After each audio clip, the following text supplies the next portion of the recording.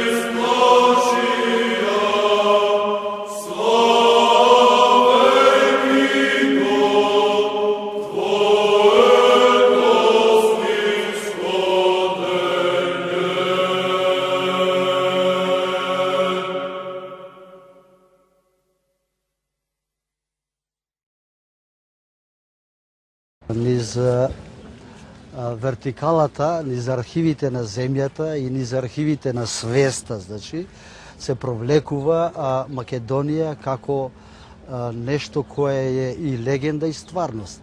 И то никогаш нема да се изгуби, а во таа легенда и во таа стварност граден е македонскиот идентитет.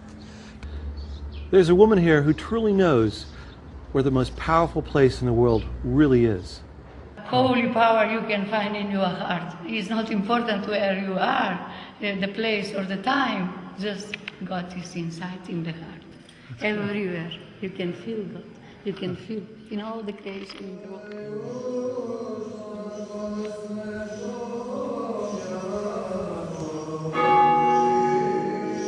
There are many, many hidden spiritual treasures in Macedonia.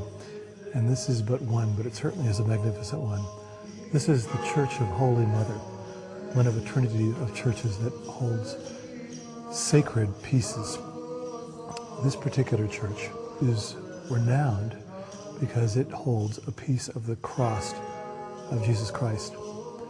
When the Knights Templar in the 9th century went to Jerusalem from France, they took the cross, or a piece of the cross, with them.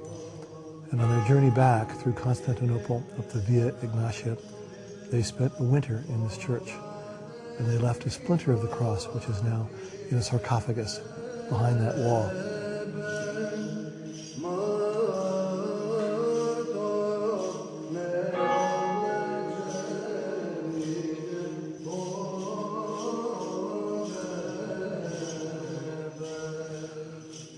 For a church that is so hidden and so hard to get to, you can't even find it in any guidebooks. It's had a lot of eminent visitors. The Knights Templar from France, Richard the Lionhearted from England, and even the family of the last Tsar of Russia, Nicholas Romanov. They hid here during the Russian Revolution. And while the rest of the family was murdered, they survived. And in fact, the last of that family just passed away in this monastery 10 years ago.